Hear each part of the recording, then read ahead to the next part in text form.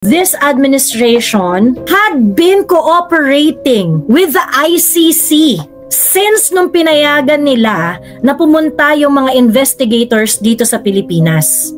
Basta tapos na lahat ng ating pag-uusap sa ICC, we will not cooperate with them in any way, shape, or form. Hindi kami makikikooperate sa ICC. Pagkatapos, nung June 25, naglabas sila ng statement. They confirmed cooperation with ICC and they offered to fly drug war witnesses to The Hague. I think it's very important that everyone should be clarified. Yung sinasabi kasi ang mga kabubuhang pinapakain sa atin ng Bongbong Marcos administration at lalong-lalo na ito ni Auntie Claire, na sabi ni Inday ay kulang sa brain cells. Sabi ni Inday kanina. Hindi ko alam kung sinasadya nila na ayaw intindihin o talagang bobo lang talaga yung nasa administrasyon.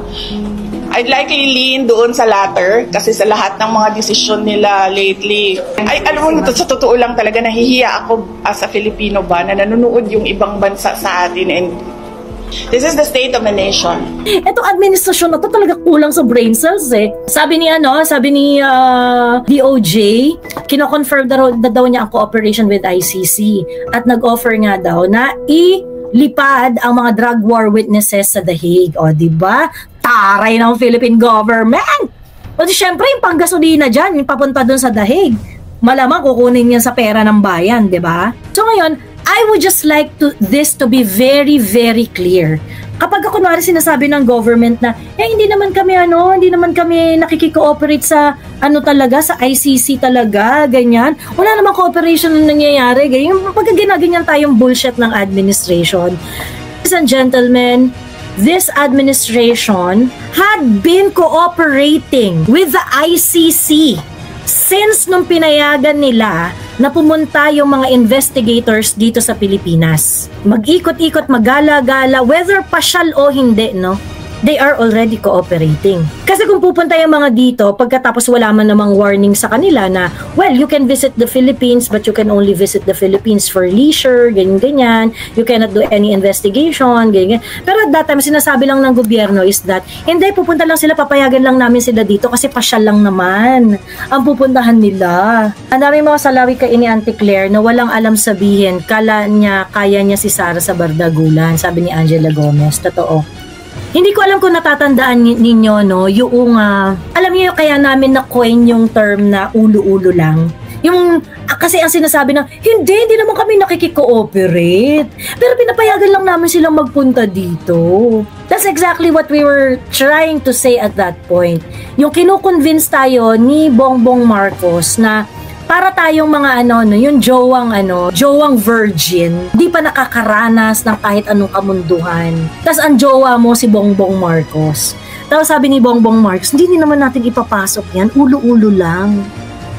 Yan yung exact analogy nitong cooperation na to.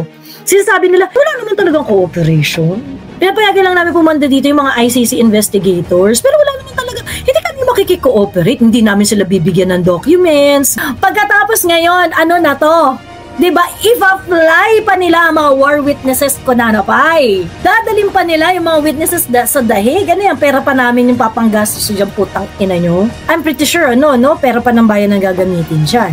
Pampadala dyan sa mga walang yan, papabalik ng papunta ng Hague. Example yung sinabi ni BBM na wala siya kinalaman sa impeachment ni VP ISD. Of course, may kinalaman siya. If hindi siya pabor, he has all the power to tell the House to stop the impeachment, sabi ni Fernando Guerrero. I agree.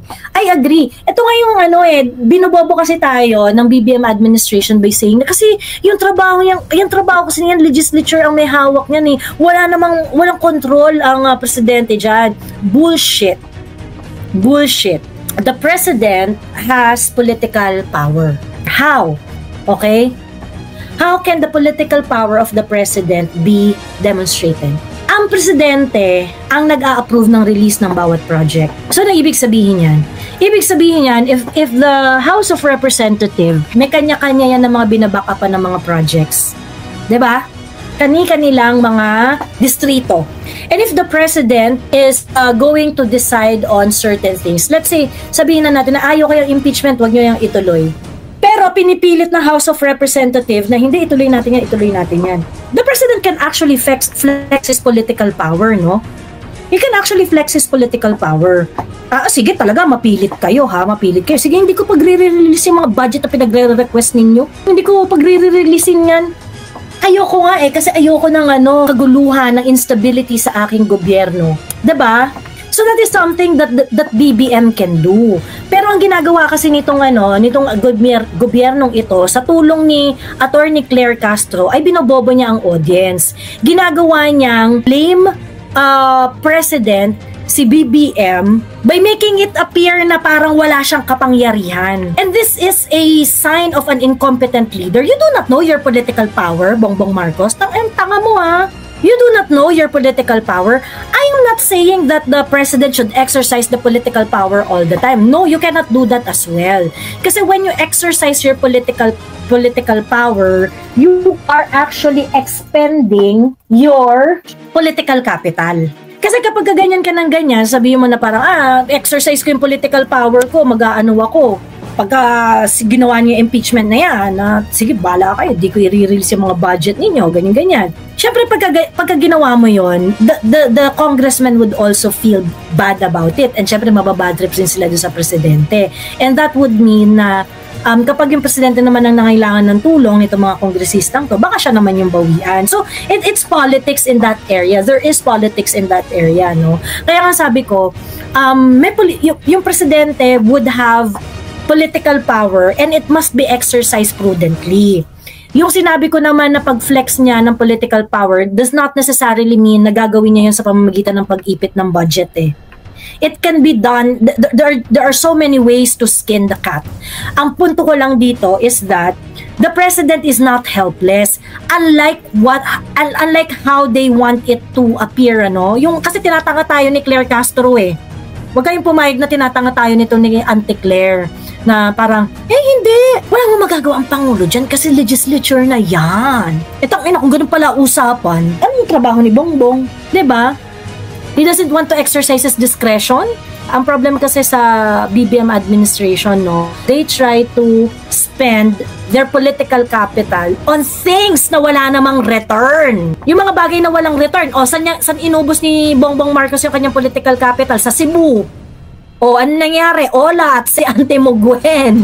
Diba? Saan sinunog ni Bongbong Marcos ang kanyang political capital? Pagpa-prioritize ng ayuda. Anong tubo natin dyan? Diba? Yung pag-legitimize ng mga yung pag-legitimize ng mga sangkaterbang travel abroad. Ay, hindi, nag-ano kami investor. Ngayon, asan na? Walang return.